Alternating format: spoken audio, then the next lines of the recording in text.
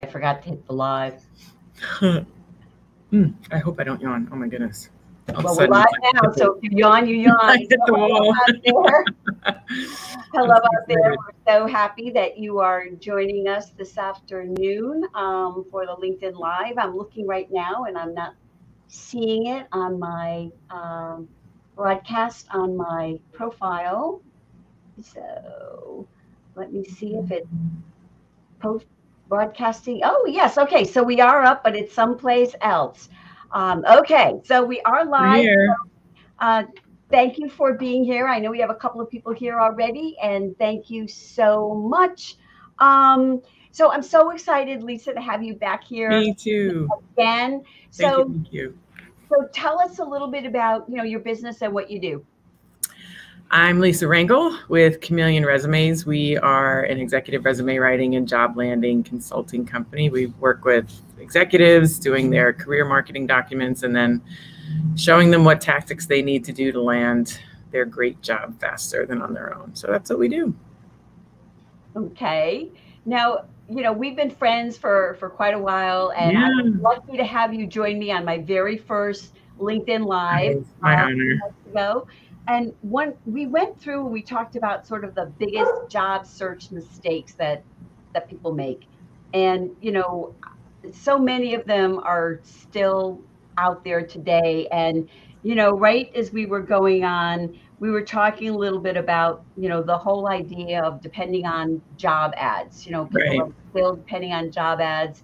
And, those are fine if you're an accountant and you want a job as an accountant, might work for you, but if you're changing careers or any other thing, it just doesn't work. And you were giving some examples of what those job boards particularly don't work for. Well, I think to what they do work for, you kind of alluded to it, is if it's a search word, a keyword search tool, right? So it's going to work best for people whose backgrounds will lend itself well. Hi, puppy. Who will lend itself well to, being positively affected by keywords, right? So, like you mentioned, if you're an accountant and you're looking for another CPA type of job and you're a CPA, then obviously you're going to probably get picked up by somebody doing a search within, a job board pool of where the resumes get pulled into and they search on them. Or if you are a controller and looking for a CFO job, or you're in a marketing function and you're looking for the next level promotion. If you're looking to work for a competitor within your industry, companies look for people who work at their competitors. So when you naturally have keywords based on your profession or your industry in your resume or in your LinkedIn profile, you will most likely come up in a search when a company posts an ad and you reply, and then they search that pool of resumes that comes in through that ad, you're going to most likely come up as somebody that they should want to speak to. So if you have a background that is more linear in its progression and you're looking for something that is of the next step, that's all going to work really well if you are using job boards primarily or as one of your tools to look for a job. To answer the question, then, the counter of that is if you have, like a 5-year employment gap where your current position isn't keyword optimized naturally all on its own, right? Where you don't have the job that they're looking for now, or you're doing a career change. Again, your current position isn't a competitor. It isn't the next, it's not the step before title for this next step up promotion, job opening. If you are looking to, come back from leave, or you are, and it does, but if you are coming back, however, if you're coming back from leave and what you've done is what you're looking for next, you may have some success with job boards because, again, your background is naturally keyword optimized just by your position titles, by your competitor, by your employer names, by the things that you do. It's when you have transferable skills that typically, if that's your strategy in doing a job search, then you're not going to necessarily get a lot of great results from the ATS function, which is usually behind job postings, because you're not going to, no matter how well your resume is written, you know, unless it's artificially crammed with keywords that don't fit your background, you're not going to ever really meet the keyword requirements because you don't have it naturally in your title, naturally in your employer names, you know, naturally throughout your background, maybe your degree, things like that. So that's a very longer, you know, description, but I'd like people to understand it, because when people get mad at the ATS, you know, it's like getting mad at a hammer that it's not screwing something in. Like a hammer is, so an ATS is a tool, and if your background or the function you need done works well with that tool, then that's great, you know. But if it's not, then you have to assess what tools or what tactics are going to be best to get your background in front of the decision makers. Instead of being mad at the tool, look at what your target is, how do you need to get to them, and then do the things you need to do to get there. Right. No, I agree. And, you know, I was actually talking to somebody recently about that. And, you know, networking is certainly key. You know, it's important to, you know, have that network and build it before you need it, and all the other stuff that we talk about, right? Know, anyone who will listen. But it's also, you know, you can transition. Like if you are, you know, working in marketing and you want to go instead and you want to work in editorial, you know, if you can get a marketing position at a publishing company, it's a much easier shift, because then you're in there and they know you and they like you. And so, you know, so that's a stepping stone job, basically. Yeah, it's a, you know, it's a different way to, you know, transition rather than just making that leap. And one thing I think reinforces this is excuse me, I just read an Inc. article that I mentioned to you in the last couple of days. And it was based on a survey done by Harvard and Accenture.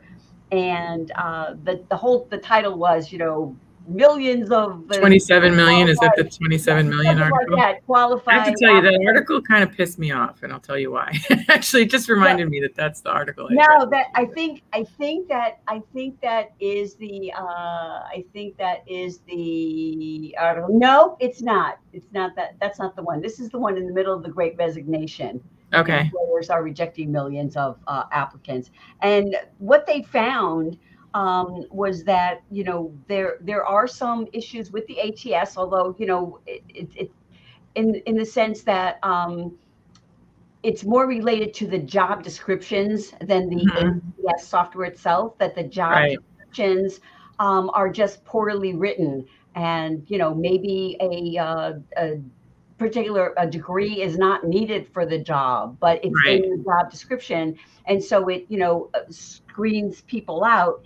And one thing I wanted to quote is that when they spoke with employers, 88% of the employers they talked to, the researchers, said the qualified candidates were vetted out of the process because they didn't match that exact criteria in the job descriptions. So they also so this is the article that I was talking about. So it's funny, like the thing that there was a line in here. I see it on Business Insider. I mean, it was in a few places, but AI tools that companies use to scan resumes are stopping 27 million people finding new jobs, a Harvard report says. That's the article. And what I thought was, and it's, you know, the report by, as you said, HBS and Accenture. But this is the line that kind of got me a little, I don't know, a little fired up, was these hidden workers are defined as candidates actively seeking employment who are regularly denied and discouraged by hiring processes that focus on what they don't have, such as credentials, rather than the value they can bring, such as capabilities. Now that to me is a little unfair. Like, it's not a bad thing for a company to want to seek out credentials. And those are easily trackable, right? Or easily searchable, right? You have a degree, you have a certificate, you have experience working at X company as X title. Those are credentialed items that can be easily put into a term, your keyword type process, which is what AI typically is better at, right? Right. You know, to say capabilities, you know, capabilities is, you know, maybe someone has excellent client service skills, because they've worked in, you know, a hotel concierge position. And so to fault the IT company that needs someone to handle client service, but they're not picking up the hotel concierge person who wants to make a client a career change, and blaming it on a system, I think that's a little unfair, right? I mean, how is the system supposed to now start picking out hotel concierges to do client service work at an IT company, right? Oh, no, yeah, no. So capabilities, that's where those candidates, and I say those candidates, I really should say even me, because I think that I've never had a linear path to my life in general. You know, I know I will never be digested in a traditional capacity, right? Or a lot of candidates, when they're doing career changes, won't be digested in a traditional capacity, right? So they have to now go in a different way to get noticed, to have their capabilities recognized by talking to a human being and reaching out to people within their network who introduce them to other people in their network, or reach out to people cold. People will give other people a shot. Yes. Custom, Absolutely. you know, these computer systems, right? AI systems, ATSs, whatever you want to call them, right? There's so many variations and nuances to them. And then on top of that, companies customize what they want within their systems. There's so many ways that these systems are used. And again, it's a tool. And if you find that your background is not conducive to being digested properly by this tool, or digested effectively, I should say, with you're getting the result that you want out of it, then you have to use different tools. Yeah. Yeah. You know, instead of blaming the ATS. Like, I've been hired in my career 3 times where a job description did not exist until they met me. And that there was no ATS to submit to because the job didn't exist. You know, so that's the thing. Like, if you have a background that kind of sometimes doesn't fit traditional job landing processes, you have to then go find your own instead of keep blaming the tool. But I don't think that's to me, that was a clickbaity title, because I was like, why is it bad that a system in general is looking for credentials? Like, that's what to me a system should do. Now, granted, there's systemic racism issues, there's things wrong with these systems, like, and that's a whole nother, right? That's a whole nother LinkedIn Live discussion of which I'm sometimes not even the best, not even sometimes, many times the best qualified to talk on. But just as a concept, right? If a system is looking for credentials, I don't know why that's a bad thing. Well, no, I agree with you. And, you know, obviously different publications are looking at this report and they are picking and choosing what they want to pull out of that report. Right. You know, and the title that I saw was not like that. It was, you know, rejecting millions of qualified workers. They were talking about problems with job descriptions. So that's very different than. Well, that's the thing. Now, how that you totally touch on the right point. Like, how that information should be useful to a progressive, caring employer is, okay, if these systems are really great at picking out people who have credentials that we need, and we're still short, we got to look at other ways of finding people who may not have these credentials, but have demonstrated capabilities in other ways. And how are we going to set up our recruiting processes to find those other people? Oh, yeah, no, you know what I mean? So, like, it's still something that the employer has to take responsibility for to reach everyone as best they can, and always rethink their recruiting processes. But I just in general, that article, I just kind of annoyed me. So I'm like, no, what do you mean? You're not supposed to look for credentials? That doesn't make any sense. But, you know, the thing is, it could be as simple as eliminating, you know, a bachelor's degre in the job description if it's not needed. I mean, and that comes back to the job description. If they're like, do you really need a computer science degree sometimes? Like, can you have an engineering or science or and they took courses, you know, through Google certificates or some other coding school or something like that. Like, look at other variations of ways to be qualified. You know, and you have a recruiting background, you know, than mine. I have a little bit recruiting background as well. And, you know that they have the job description in the, well, I say in the filing cabinet, but on the computer, you know, in a folder somewhere, and the job comes up and they pull it out and post it, and it's, you know, the requirements, but it's loaded with a lot of kind of nice to have things. And if a system is certainly going by that, Right. then, you know, of course there are going to be, you know, there are going to be issues there. So, so I wanted to talk too about, you know, remote work, and, you know, we are obviously, we're in the surge, the Delta surge. We thought COVID was Yeah, going to be behind us, and now here we are still, or again. I know. And, you know, people are, a lot of people, you know, concerned about going back to the office. I mean, you know, I still get a little nervous if I'm going out, you know, to eat indoors, because it's getting Yeah, cold here in Connecticut. right. Um, but I just read something, you know, I'm sure you heard, because I was talking about this with somebody else, a couple of other people, that back in April, Facebook was saying, well, you know, they might be cutting, you know, remote salaries. And I just read an article that Google is planning to cut remote workers' salaries by 25%. Hmm. You know, and you know, I didn't put down all the details here, just that one note, but it just came out August 26th.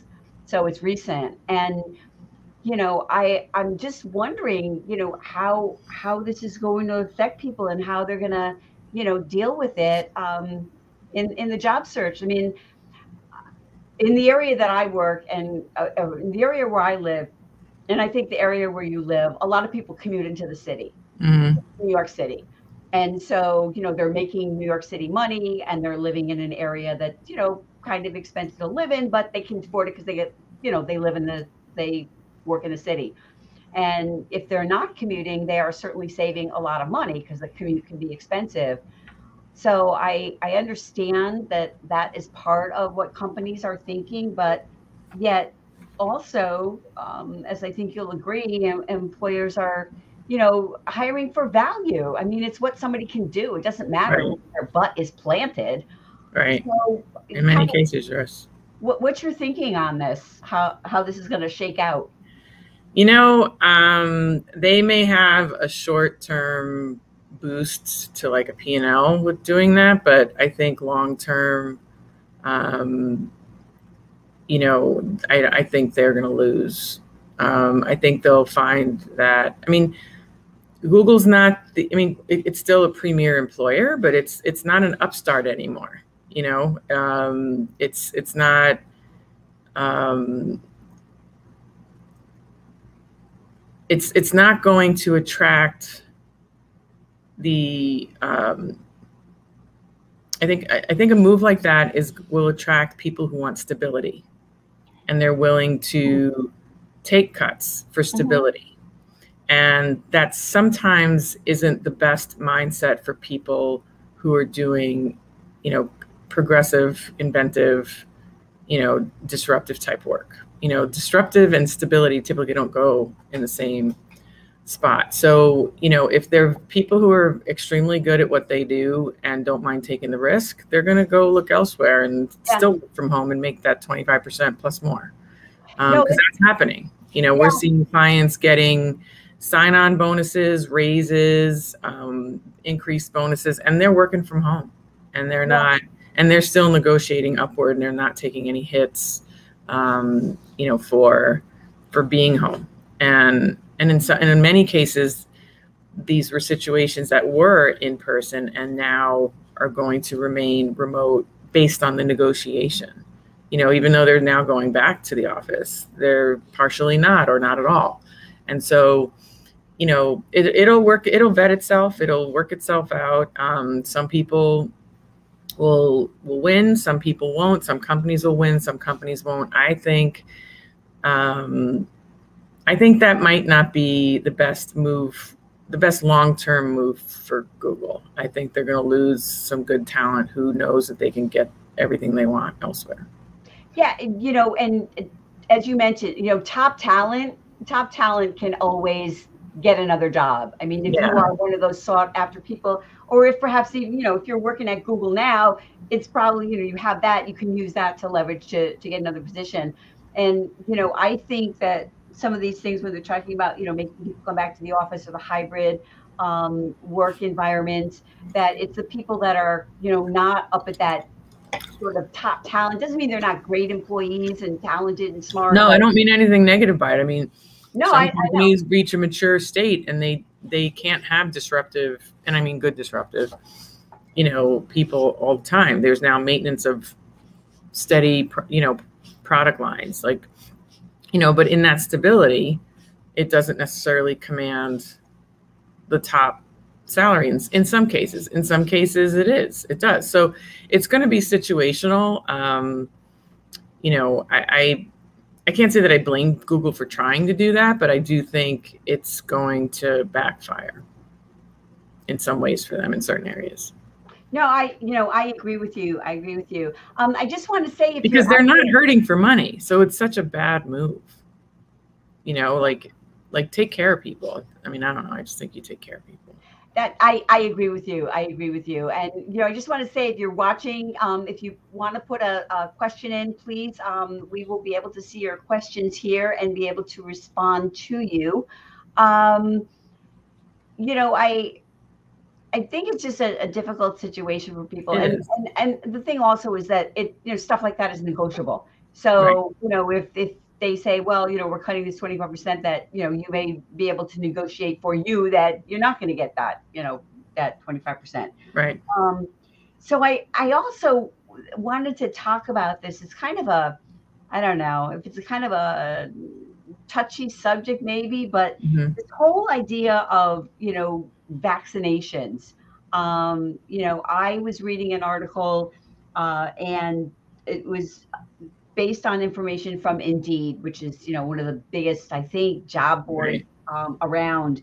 And they were talking about job vaccine or vaccination requirements being put in job ads. And they said that it really, really was on the rise from February, which I think is when people were starting to be able to, get vaccinated, at least, around here, February, March. And there were not tons of them. And, the one that really, a couple of them stood out to me, that for people working in marketing, and these are share of job postings per million. So, I mean, it's per million, this share.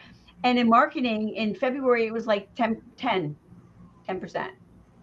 And now just in July, I'm sorry, it was 10 jobs in a million. Now in July, it's 1,109. It's a huge jump. Yeah. And,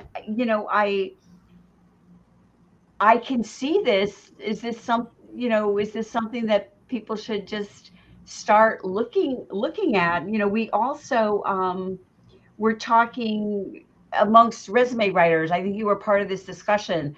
Somebody asked about putting vaccination status on a resume, and people were curious. And then after hearing, the now wanting employers with over 100 employees to have their staff employees either vaccinated or, tested regularly.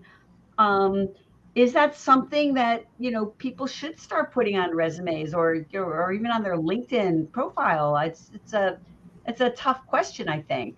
It's a tough question. I mean, whether to put it on a document or not. I think everybody has to eventually come to a place where they come for them. You're frozen. So can you go back and just and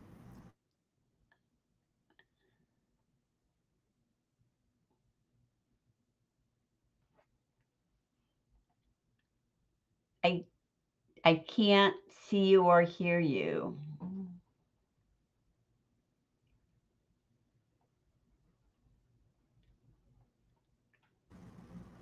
Oh, there you are. There you are. I don't know what went out. Sorry. That's okay. So I didn't get any part of what you started to say.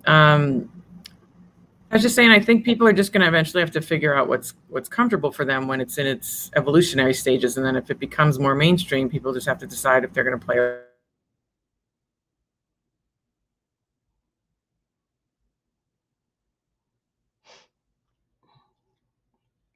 You just cut out again.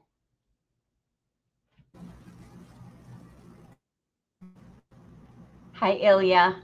Yeah, I know it does seem like it's frozen. Hi.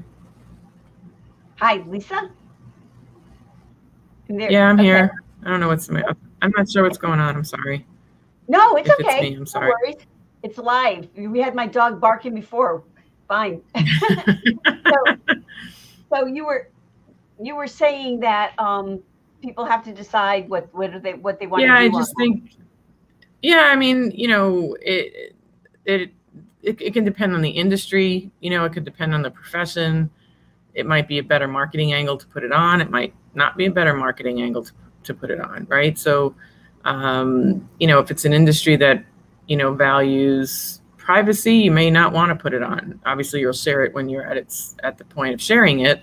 If it's an industry that's, tends to have a reputation of campaigning for the vaccine or the safety of it or that sort of thing, then it might help to put it on. So I think it's an individual decision to put it on or not. And people just have to decide what works, what they're comfortable with, what will work in their field, how it'll be perceived in their field. And, because it is private medical information and it can be, would you put other medical information on your resume? Like most likely not, right? So, you're not going to put your blood type, you're not going to put, if you've had cancer or not, you're not going to put that stuff on your resume. So, I just think that that's the debate, Yeah, it's, I hear that and I agree with you. I just wonder if you're, living in or traveling if to other countries or something, if you might, note that somewhere that you have a vaccine, whatever, 'cause sometimes if you travel, you have to get certain vaccines, yeah.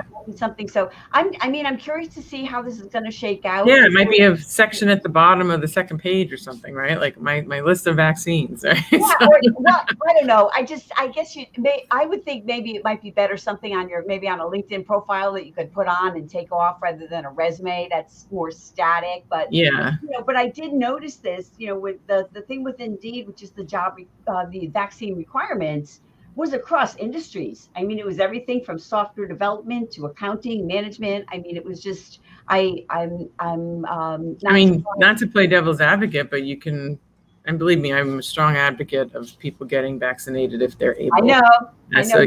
So, as we both are. So with that said, though, just playing devil's advocate, if companies are doing remote work, and you're not leaving your house, do you need to be vaccinated to go to Yeah, work, right? yeah. So there's an act, and if somebody really can't get vaccinated genuinely and, health concerns, if they have blood clots, whatever the reason that they can't do it, they still need to work, right? So should there be a vaccination requirement on remote work? No, So I just an agree with idea. you. I don't necessarily know the answer, but And it could also be, as with what the Department of Labor is going to be doing, saying, if not a vaccine, then the testing, yeah. because, some people, as you say, some people just cannot get them. Yeah. And I think it would be different. I noticed that there was not as big of a leap in management as there was for people like in education who are, Right. pretty much have to be face to face. But I just wanted to bring it up because I just thought it was interesting and timely. No, it's totally interesting. Yeah.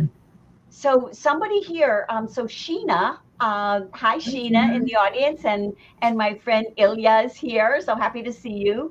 So Sheena wants to know if we have any tips on how to deal with ageism, and I know we do. So you want to kick that off, Lisa? So, with regards to ageism, I think a lot of what gets classified as ageism, thankfully, can be fixed.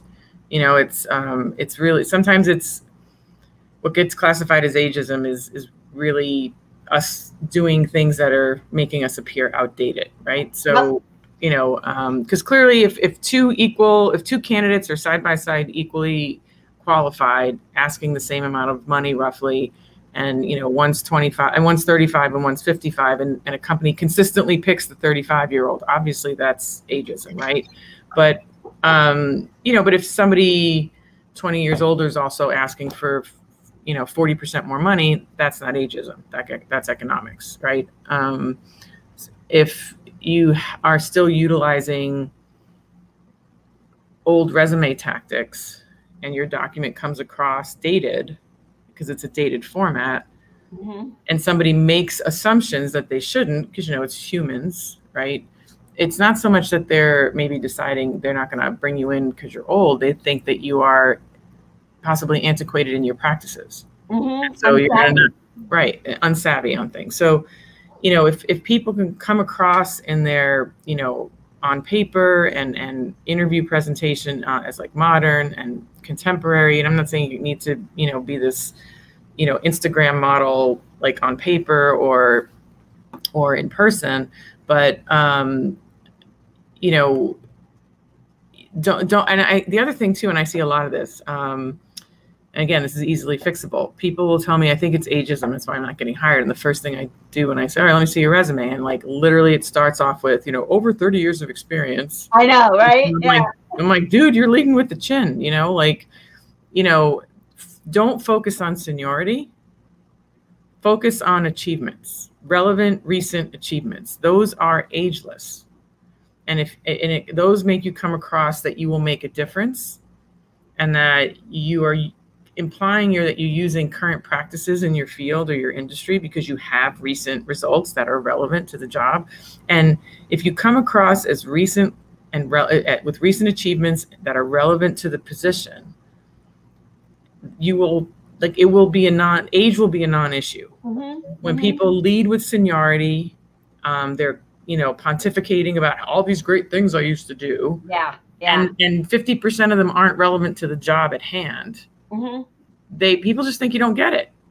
And that's not ageism. That's you just coming across like you may not get it.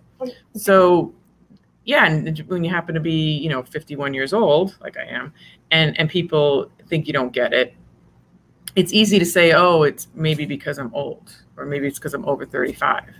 But in many cases, it's because I find people pontificating about what they used to do. And, you know, in all the years that I've done these things, like that kind of stuff. And then they wonder why they're getting passed over. It's like you're pontificating about irrelevant things that were maybe 5, 10, 15 years ago, instead of talking about what's recent and relevant in a timeless, ageless manner. And that to me is the general theme of how you tackle ageism. Yeah, I agree with you. And, you know, it's all these other little things, using the AOL address, the LinkedIn profile with the letters and the numbers, because you haven't, you know. You haven't done the vanity thing yet. Or starting the resume with the word summary. Oh, you know, like, or objective. Like 10 years old. Worse, my objective statement, or putting education on the top because it's, you know, same resume. Or somebody with 25 years of experience leads with their college degree the way you did in college when you graduated. So they're still using the same format, just adding to it.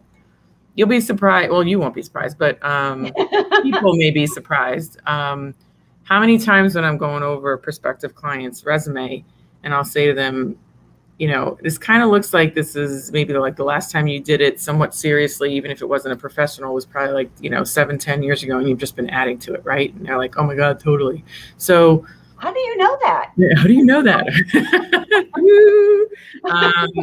You know, so if you're using a format from 7, 10, 15 years ago, or when you graduated college 20 years ago, because a lot of the college resumes haven't changed in 20 years, and you've just been adding to it and you still have your degree up top, it's just coming across dated. You know, so if you do this, to get back to the question, I would say do a serious gut check as to what you may be doing that's outdated and can change it, instead of mentally logging, you know, grasping onto this must be ageism, because when you do that, you're grasping onto something you can't fix. And that's when hopelessness can start to really seep into your stuff. But I honestly, like, literally 95% of what I see happen out there it's changeable. You know. And you know, or it's the tool. It goes back to the tool. They're using job boards all the time when it's the tool that's the problem, not their age. So just be really careful what you truly label ageism. If you are making it to the final interview, you know, and constantly getting passed over by younger people when your salary requirements aren't very high, you know, for what the market carries and things like that, or if you see everyone at the company working on LinkedIn and they all look like they just probably are guesstimating under 35 and you're not, and you can't get an interview, as well as 18 of your closest friends the same age, that might be ageism. But, a lot of times, and although it's 100% wrong, you also got to question if you want to work there, but, and that's always 100% wrong, but just look at what you can fix, because that's where the hope is. And there's often a lot of things you can fix. It's so true. I mean, that's my answer. Yeah. No, but even if it's the, the old eyeglasses, the same eyeglasses you've had for 20 years, or the same hairdo, or things like that. Would you be wearing the same interview outfit you did 20 years ago? Hopefully not. Right.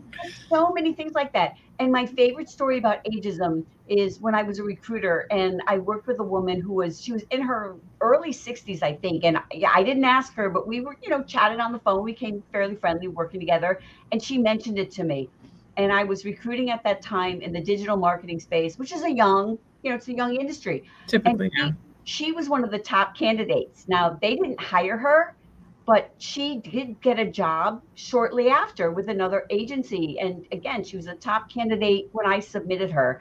But, people don't put like a photo on their LinkedIn profile. They put one that's like 20 years old. If you meet them, it's like you'll recognize them. Right. But her photo was vibrant. She was vibrant. Yeah. She didn't have that chip on her shoulder like, oh, they're not going to like me because I'm old. And it just didn't affect her. And, you're right. I mean, there certainly is ageism out there. I'm by no means a denier. I know it's out there. There's some real jerks out there. There's people that won't hire somebody because they think they're too young. Well, that's the other thing. They look young. They're, they might be 30 or they look like they're 22. So the perception is they're too young. So, I mean, there's like a lot of isms out there, but not. I often say everybody's got their baggage, there's clearly, racial, racism, women can sometimes think they're not getting it because of being female. Many different religions think that they're not getting attention because of their religion. We can go on. And then the 35-year-old white male thinks they're not getting jobs because of diversity, right? So everybody's got their shtick, right? And there's probably a little bit of truth in all of those, to be honest, right? But the key is to focus on what you can control, focus on what you can change. And, and it's easier said than done. And there's certainly, we sit here as two white women. It's certainly easier for us to say that compared to some other demographic groups, it's hard, right? It's hard. And I'm not making light of any of that when I say you can only control what you can control, because sometimes you're just sick and tired of controlling or working within the injustice, right? So I understand to the best of my ability that it's not always easy, but we still have to kind of move forward in things until we can make bigger changes, and at least focusing on what we can control, and which to me is what gives us hope. That's the only reason why I bring it up, because we can't fix how old we are, right? But, right. And not everyone needs to go out and get, a fancy haircut and a big makeover to look current either, because that may not be in the budget. But the key is just to do the best you can by focusing on the achievements. If you focus on the achievements and modern communication skills, understanding how email works, understanding that people look at subject lines, so the subject lines grab attention. So what subject line are you using when you email somebody and you're networking? That you have a catchy headline, and not use the word summary in your resume, or optimizing LinkedIn profiles.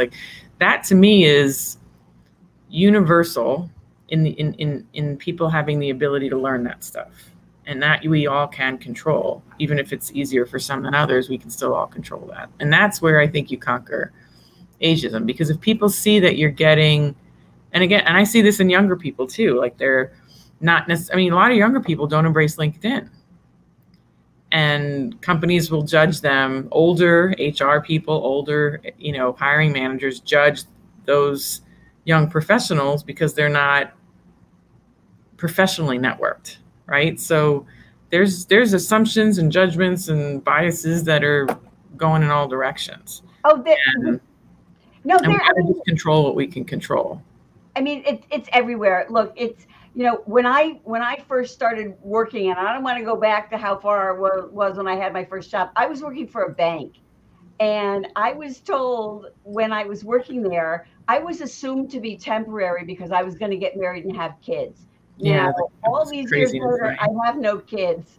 But you know, and there is progress being made, which is Of course, the yeah. point that I want to make is there is progress being made. But you know, you're right. I mean, it's you know, we can only look at it through who we are. You know, two white women, and you know, we don't know what Right. other people face. So I want to, Sheena also asked, what is the best resource for state-of-the-art resumes? Well, there really is You're no, looking at two of them. I'm well, kidding. yeah, I'm no, you kidding. are. So I will tell you before I want to get into discussion that, you know, I have blog posts, Lisa has blog posts that tell you how to create a resume, Right. and what you can, you know, what you can look for. But it sounds like you're looking for a template. And I will say, forget the templates, because I mean, the templates you're going to find online, a lot of, like on Canva, the infographic resumes or the Word template, you know, that are like infographic resumes, are not going to work for The, you the because, key is to use word-based templates that do not have predetermined fields. So basically, they're just like a blank Word document yeah, that yeah, someone has set up with tabs and, you know, but not with predetermined fields that you can't fix. yeah. I actually have those. I know That's we not have them. totally a shameless plug, but No, I have them that's the too. key. And you have them too. Exactly. I was gonna say, Annette, promote your stuff, but I was like, does she not have them anymore? So No, okay, Annette has them, but that's the key, is to use, you know, Annette's or or Lisa's, you know, or, you know, whatever. But just the key is to use word-based templates that do not have fixed, you know, you can't remove them fields, yeah, because those are the things that get all jacked up in the ATS. But if it's a Word document that has like minimal borders and shading, which I'm sure Annette does, and just like some tabs and, you know, a bullet, and the instructions are showing you where to put all that stuff and where to enter the information, then those typically have more success then it's like you, but as if you said, if they're heavily fielded and have all that text boxes infographics, that text and all that boxes, stuff. and fix things you can't move and take out, or then those are that all that type of programming kind of jacks up the ATS sometimes, and they can't the ATS can't extract the information out to populate the fields in their forms. That's Yeah, sometimes you the know, problem. I do a couple of Clubhouse rooms on Saturday mornings, and But we yours is what, careerintelligence.com? That's where you can get your templates. yeah, career intelligence resume writing, or Oh, okay. That's why chameleon I'm resumes, asking. chameleon resumes. But you know, we often have you know, I do some rooms on Clubhouse. We often have people come in and they're talking about those infographic resumes, you know, that they see on Canva with the photo and the, Yeah. you know, the pretty colors, and they look really nice. They look like a, you know, marketing Yeah, marketing collateral. Yeah. brochure or something, and those are not going to work for you. I mean, they're great if you want to use that to create like an executive bio for yourself to Right. network, but not for a resume. So I hope that answers your question on that. So so Lisa, what shall we move to now?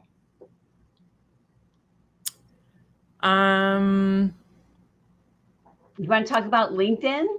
Or I don't know if we officially talked about the topic on the subject line. Oh, Landing a job in very Canada.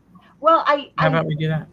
Okay. Well, I figured the vaccines and stuff was talking about that. So Oh yeah, no, I'm not saying we didn't talk about it at all, but I think, you know, with the wave, you know, what are we on, third or fourth? It's all kind of ridiculous. And that's if you want to go this angle is, sure. you know, is it, the questions I'm getting, is the job search going to be as hard this year as, you know, going into the fall as it was last year? And, you know, what do you think? Oh, me? Yeah, or I can answer. Oh, okay. Or I can answer. So what I think is, I think it's not going to be as hard. We hear so much talk about it being a candidate's market, and people come and talk about that. And while it's kind of like with real estate, it's a buyer's market, it's a seller's market, but Right. it's a candidate's market right now because employers are, a lot of them, I have friends in hospitality who are struggling, to find people. Um, that may mean that it might be a little easier to Right. find a job, but Yeah. it's not easy to find Right. a job. And I think that's the misconception. People think, oh, it's a candidate's market. I see articles or posts on LinkedIn, quit your job and, just don't even worry about another job. Just quit your job because it's a candidate's market. And it makes my hair go on fire. Yeah. No, I mean,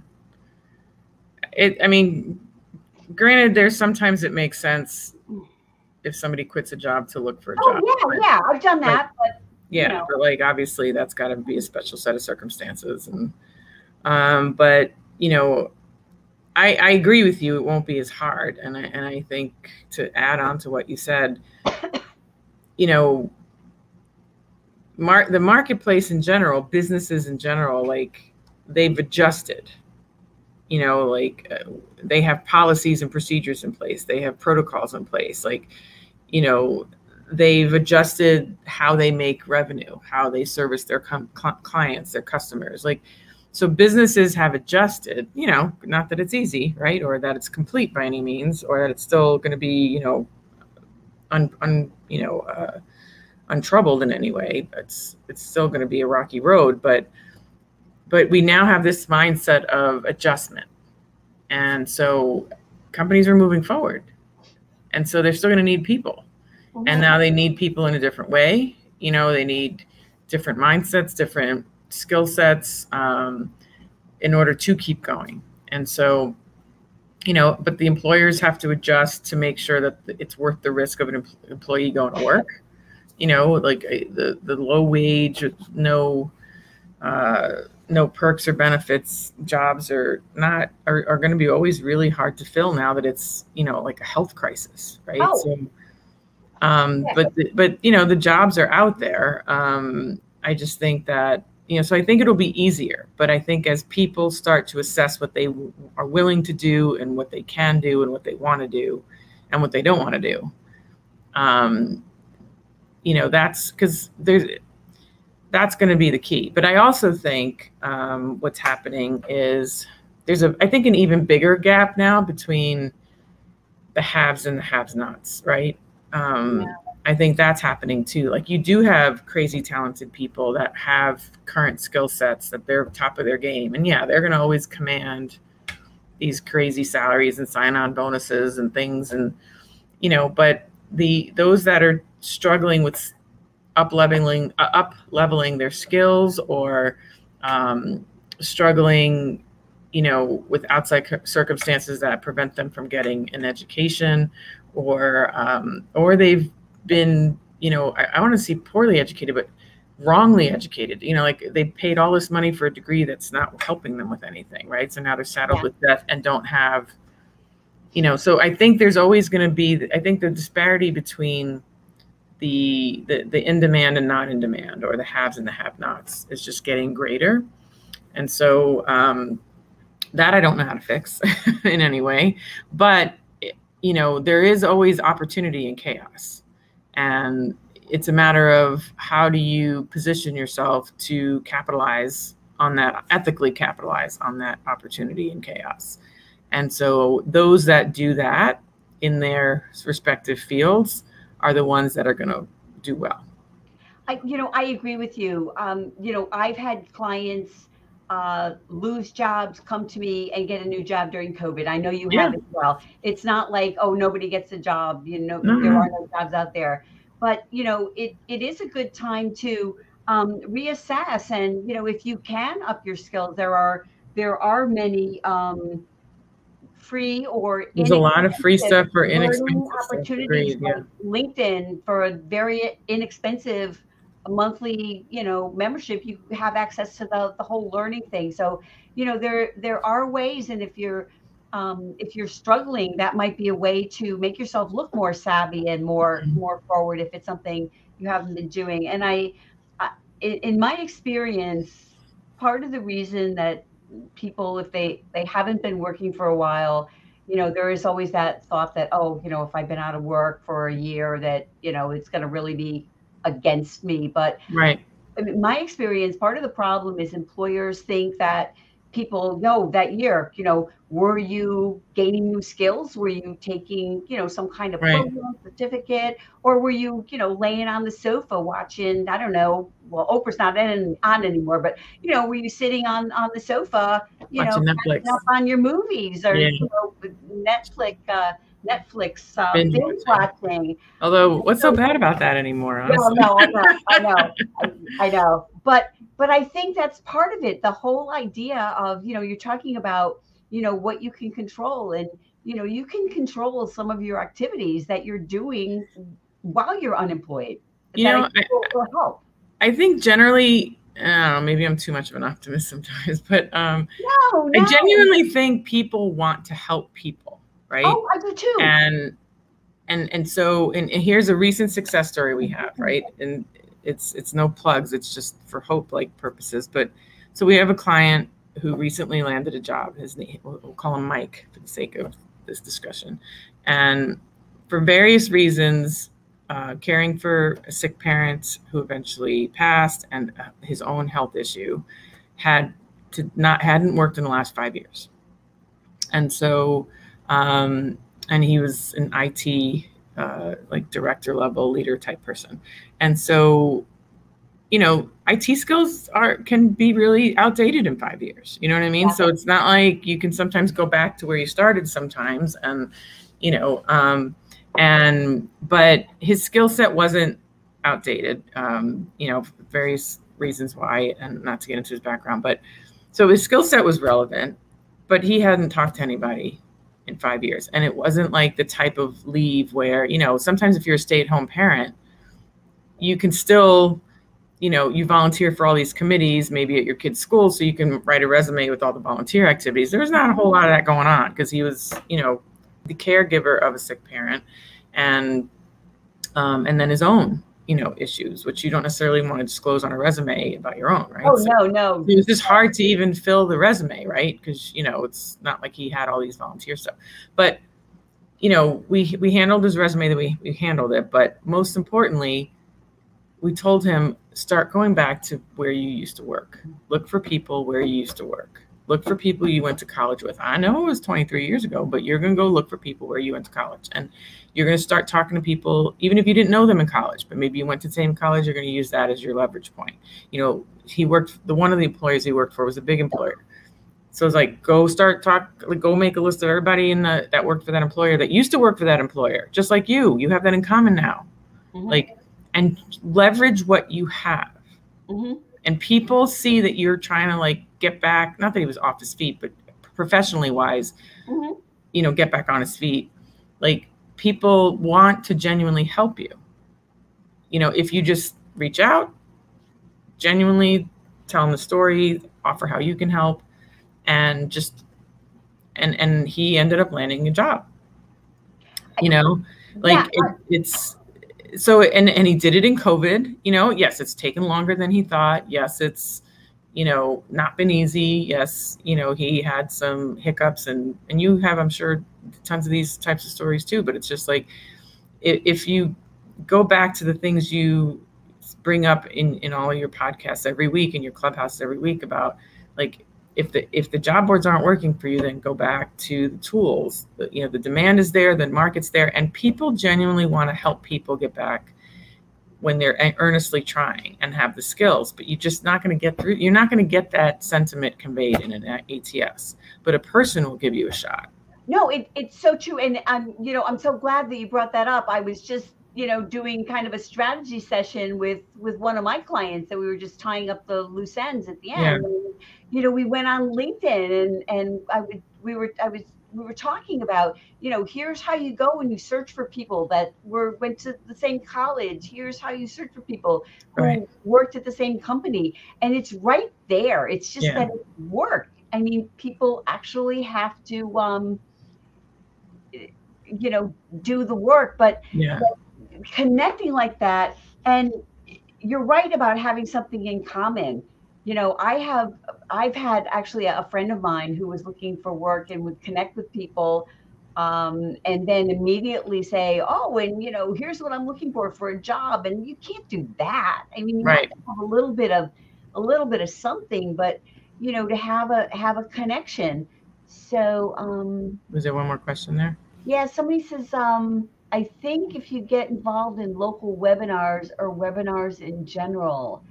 So I'm thinking that if you can clarify that, I'm thinking that you mean going to local webinars to get some training. I mean, that would be my guess. That might be like local unemployment offices or networking or even then meeting people offline, obviously safely if it's local, things like that. But there are a lot of opportunities. I do a lot of speaking to job groups. I know you do too. Yeah. And now with it being virtual, I was excited to be asked to speak to a group in Philadelphia a couple of months ago. And so yes, that's what she means. Okay, great. But even like you mentioned like just local events, period. Like, oh yeah, something I witnessed about a month ago. I went to a meetup group here in Jersey City, a group of people that met up to run and it's funny, they called themselves the Slow AF group to make everybody laugh. And I won't curse, but so I went because I am slow AF and figured I can meet some people and I was talking to these two women, and one was an unemployed attorney and the other one worked at a firm that was looking to hire attorneys.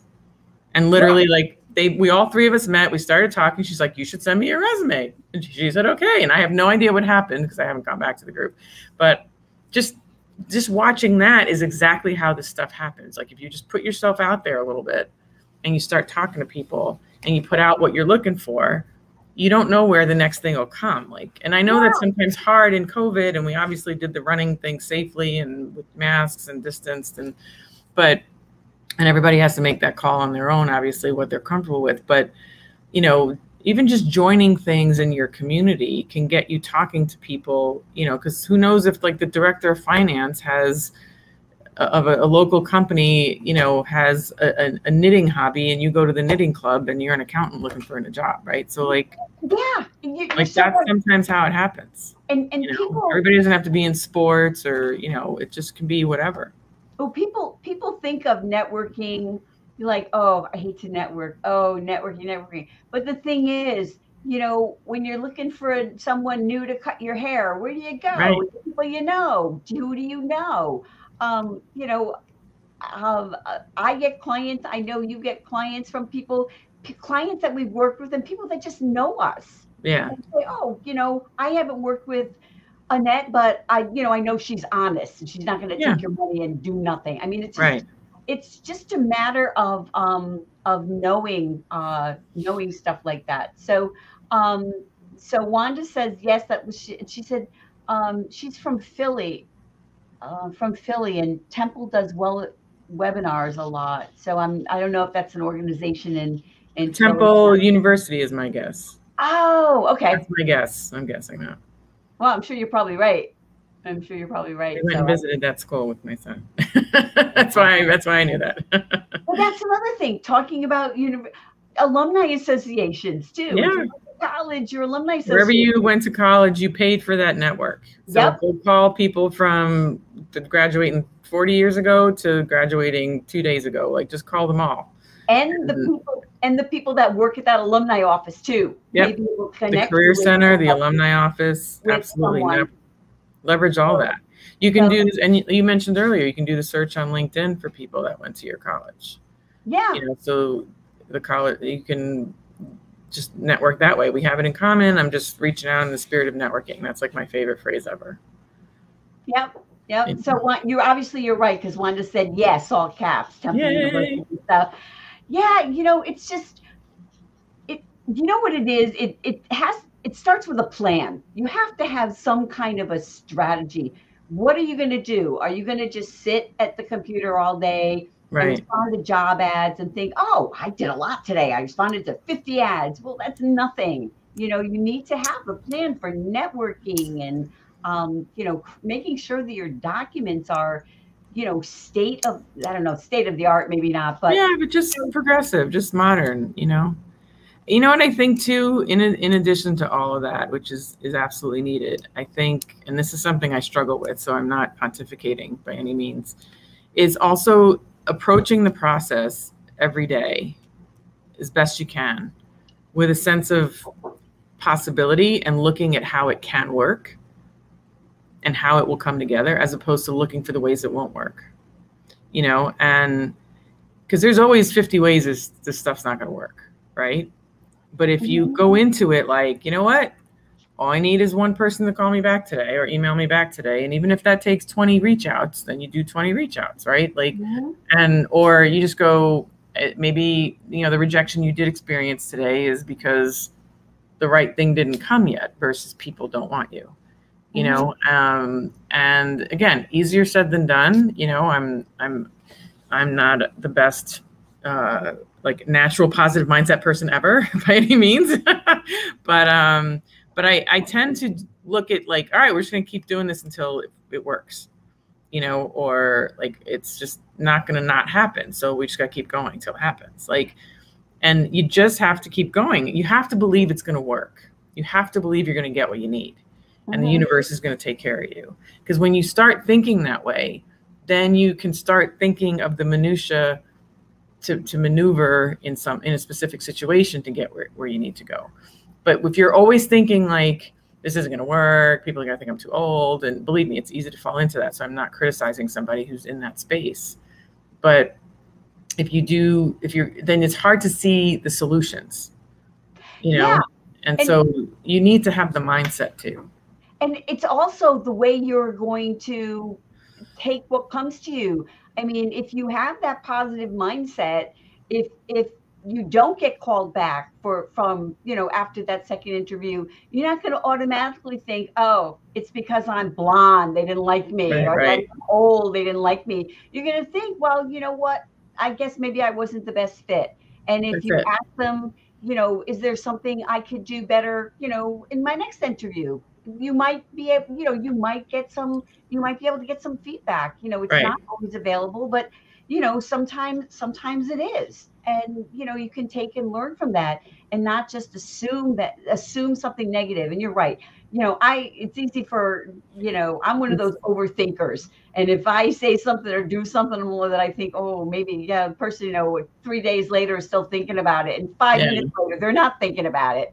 But it's just, a lot of it is attitude, and it is, it is not easy. So Sheena says she appreciates your positive mindset. Thank you.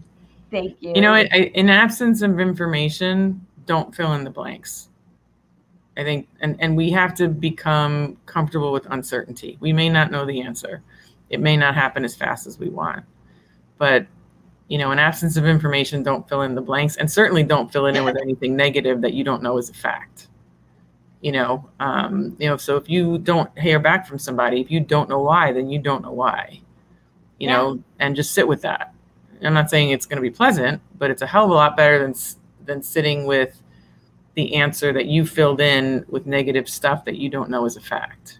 Yeah. Oh, absolutely. And, and one of the things that you're talking before, a lot about what you can control.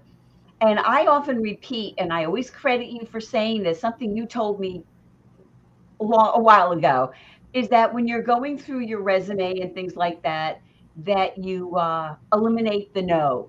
So those are some of the things that you were talking about, the old type style resume and things like that, to look at things and just eliminate that no, because, that can make all the difference, as well as the mindset. And I just want to share one thing, because you're talking about filling in the blanks. I was in a Clubhouse room, I don't know, a few weeks ago, and someone was up on the stage, and I was in the audience. They were on the stage, and they said, people tell me in Clubhouse room to contact them, and they're going to help me, and they're going to get back to me, and blah, blah, blah, blah, blah. And somebody, the person was very frustrated and upset, and somebody raised their hand and came up from the audience, and he said, you know what? I was one of those people.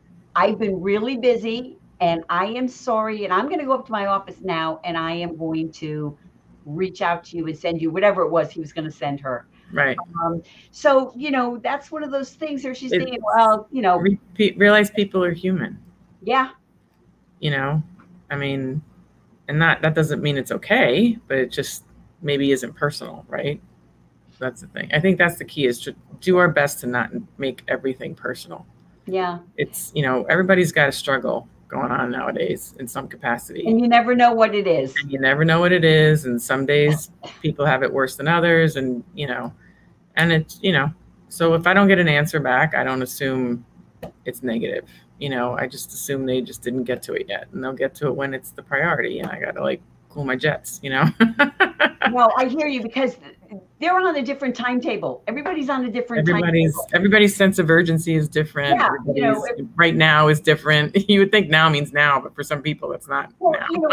if I've been looking for many jobs in before I was on my own, and I want to find a job. If it's a job I want to know now. Am I going to get it now? But you know what? The hiring manager has their job to do, and then hiring is just part of it. So, and they're waiting for line managers to get back to them. They're waiting for budget approvals. They're waiting for so many things. And the recruiter, the recruiter is waiting for the hiring manager to get back to them. So before we close down, Sheena has one last question here. Yeah. What's a better term to use instead of career summary? So nothing, right? The title of the job. Yeah. Well, yeah, the title of the job, but not to label the summary as anything. Don't label the summary anything. Yeah. Use the title of the job as the label in the label section. Yes. Whatever section she would put career summary in, call it the, director of marketing, whatever job she's going for. Right.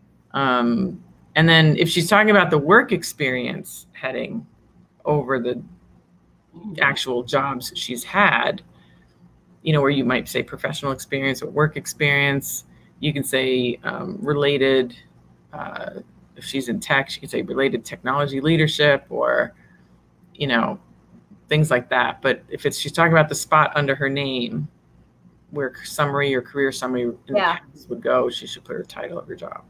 Yep. Okay, well, we have gone a little bit over here. Because it's so fun. I know. For us to get together, hang out and talk is always fun. So I just want to thank everyone for being here, and thank you so much for your questions. We really thank you. It makes it so much more fun and easier for us. So we will be saying goodbye to you all out there right now. Have a great weekend. And, you can find Lisa on LinkedIn. Go to her website, Chameleon Resumes. I love that, Chameleon. It's such a cool title. Thank you. My website is Career Intelligence, Resume Writing, and Career Services. And thanks so much for being here, and have a great rest of your day and a great weekend. So bye.